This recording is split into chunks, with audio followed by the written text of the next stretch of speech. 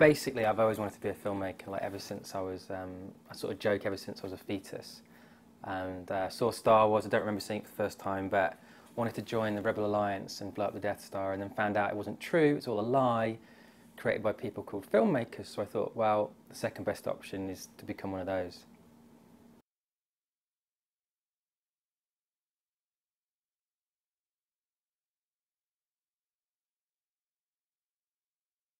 When I was a kid, we went on holiday, and my dad bought a video camera, and I quickly stole it and started making little short films with my friends. And I was so used to just picking up the camera and making a film within like a day that when I went to film school, it was a real shock to the system, because it was less about the ideas and the storytelling and much more about the equipment and all the logistics and the money and everything. And so I was kind of determined to there must be a better way of making films than this is insane. And I happened to be living with a guy who was studying this new thing called computer animation, and it just opened my eyes basically, and it seemed like it would be the solution to everything that I was finding a problem in terms of how you make a film.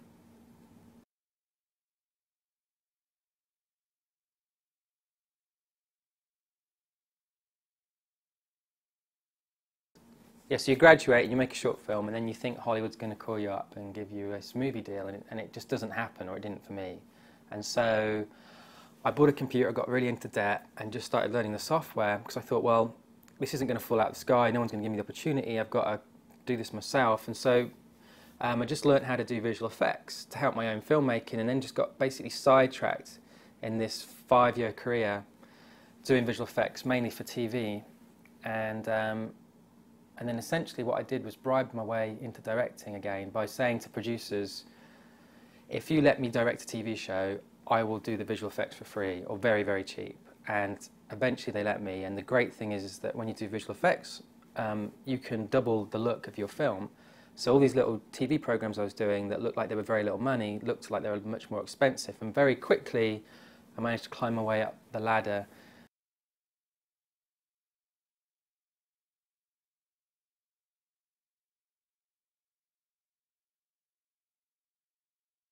I was basically on holiday, and I was watching these fishermen pull in this net from the ocean. And when you do visual effects for a living, you can't help but imagine crazy stuff all the time. And they were really struggling. I was thinking, well, what's on the end of this net? And so I just pictured it'd be really funny if this giant tentacled dead animal came up.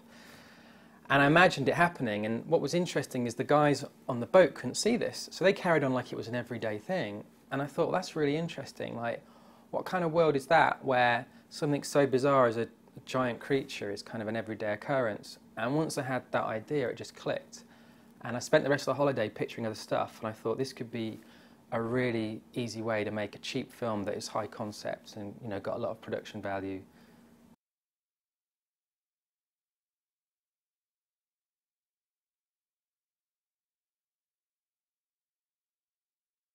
I think when you're telling a story like for the cinema, you want to tell a universal story. You want to pick something that everyone can associate with and understand. And one of the main goals you can have is to get back home, is a journey home. So once we cast two Americans, it was like, well, their journey back home is going to be back to America. And then obviously that journey's got to get progressively worse and worse to, you know, at one point they're going to be on foot.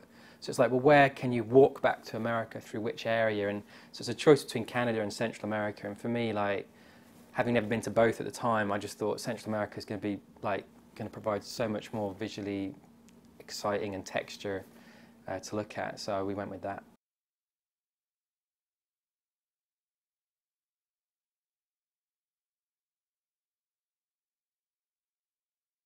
It was our intention to do something different, and the problem is if you are looking at close to doing that, it then becomes really hard to explain it. But it's a monster movie wrapped inside a love story, set in a road movie in a post-apocalyptic world in the middle of Central America.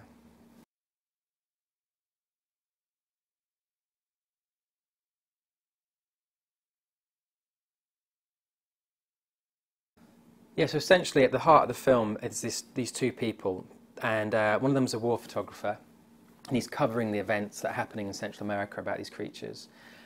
And he has to go, and he doesn't want to, but he has to go and get his boss's daughter and get her back home. And I thought to myself, well, in this story, they're obviously going to start off as strangers, and potentially grow closer as the journey goes. And so it was a choice between, do you have people who really don't know each other and then pretend they can, you know, they can act the strangers really well, but then is the chemistry going to work? Or do you have people with genuine chemistry? And I really wanted the genuine chemistry to be up on screen, and so I was adamant that whoever we got would be a real couple. And it just so happened that Vertigo were distributing a film called In Search of a Midnight Kiss, starring Scoot and Whitney. And I watched this and I just thought, this guy's amazing. And we contacted him, and he happens to have a girlfriend who was an actress, and he sent her picture through. And honestly, I looked at that picture and thought, 'cause she's gorgeous, Whitney, and just thought, she's too good looking. Like, this is, you know, to ourselves, we were saying we want to make, you know, the world's most realistic monster movie. Like, and then I met her, and she's so down to earth and lovable. It was like, if I get these two to agree to do this, like, then that's our biggest problem solved.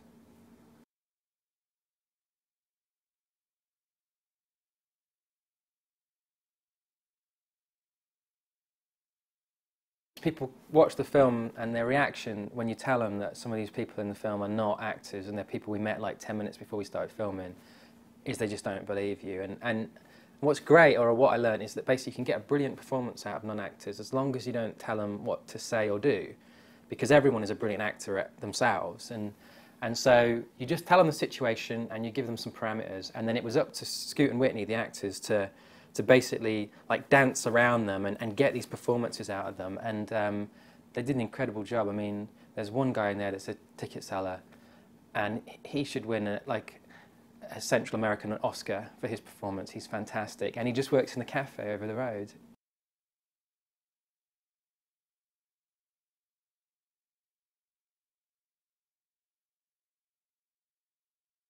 I honestly believe that if we had more crew members than we did, we just had a handful of people, it would have been a worse film. I think the fact that we could go in and out of these places and go unnoticed and no one really paying attention, and we could get all these stuff and all these people and all this background detail, and it would look completely authentic because life was just continuing as normal. I think the problem with Hollywood films is that they're kind of trying to recreate this stuff, spending so much money that just to get to the point where it looks like, you know, as the world looks when you walk down the street, costs millions. And so by reducing it to just a couple of people, essentially, you get all that for free.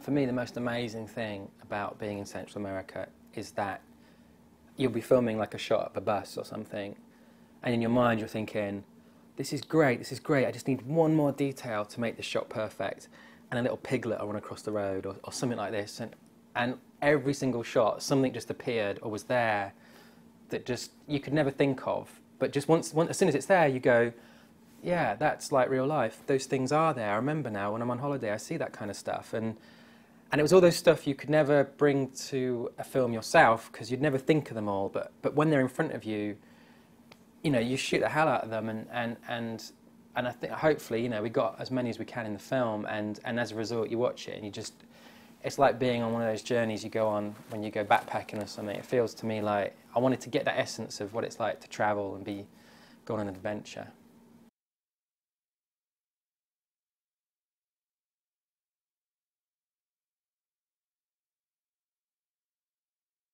For most of the shots, I would be filming, and in my mind I'd be thinking, okay, wait for a good moment, wait for a good moment, wait for something that'll definitely be in the film, and then suddenly Scoot will say something, or something will happen, or Whitney will do something, and it'll be like, this is fantastic, and then I'll pan off them, and I'll pan onto nothing, because in my mind I want to put a giant wall, or a big fence, or helicopters, or tanks, or something that's going to sell the world. And it was really dangerous doing this, because as you're doing it, you're going off the very thing that you want to, you want to concentrate on. But so it was quite a brave thing to keep doing in a way, or it felt stupid. And everyone would look at the rushes, and they obviously can't see the CGI. And suddenly this great moment's happening, and I'm panning off it to nothing, and it freaks people out. Like, what the hell are you doing? We knew we shouldn't let him film this. And then later, when they see the film and it's all in there, it's like, okay, get it.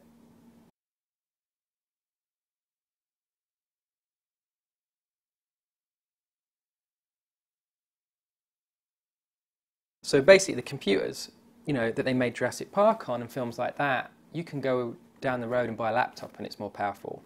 So everything that was true like a long time ago, you know, when I was growing up at film school, is no longer the case. And the idea that you can pretty much go make a Hollywood movie, you know, with a handful of people from home is going to be more and more common, I think.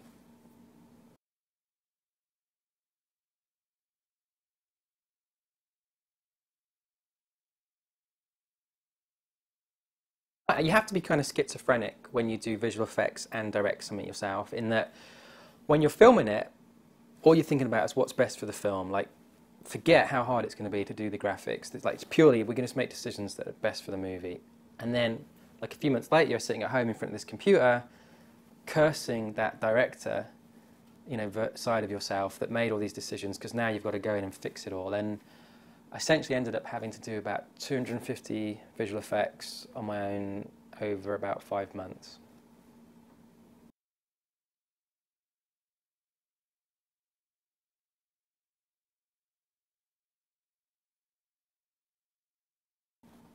I think every stage of the film was very hard, and one of the ones that would be fighting for the hardest stage of the film would be the creature design. It was so important to get it right, or as good as we could. And so I spent, as soon as they said, yeah, let's do this, every spare moment when I was on the phone or when I was traveling, I would doodle a creature design. And if I liked it, I'd put it in my bag and keep it.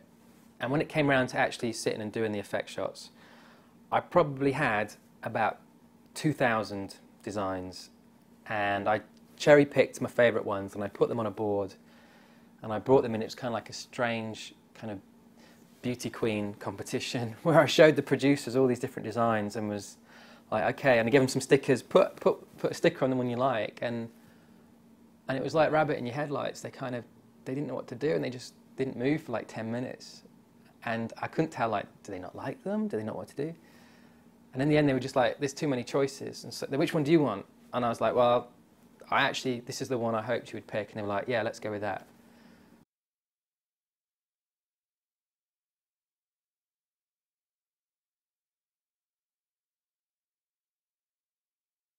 So we didn't have a script. Had instead a load of pages in a file of facts that represented the whole film. And we'd drive along and we'd see something really cool and interesting, and we would pick a scene that we could shoot, and we'd have a quick conversation, or maybe none, with the actors, jump out and pretty much start filming it. And as a result, instead of these nice little moments that you put together in the edit, I would end up with like an hour of a scene of completely different stuff. And so it became really difficult for me and the editor, Colin, to kind of get this down to what would be 2 minutes on screen. In the end, we were sort of spoilt for choice, I feel. Like, we had so many good things. It was like, how do we get this? Our first cut of the film was 4.5 hours.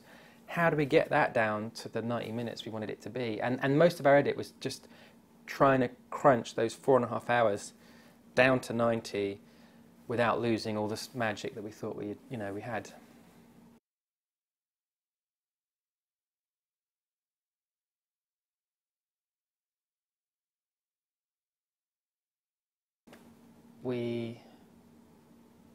Vertigo greenlit the film, and 3 months later I had a script and we were out there filming. We shot for 6 weeks, came back, edited for about 4 months, then went back out for 10 days, then edited probably for another 2 months, then picture locked and I did visual effects for 5 months, and then we literally ran out of the dub and straight onto a plane and hit play, and that was our world premiere at South by Southwest.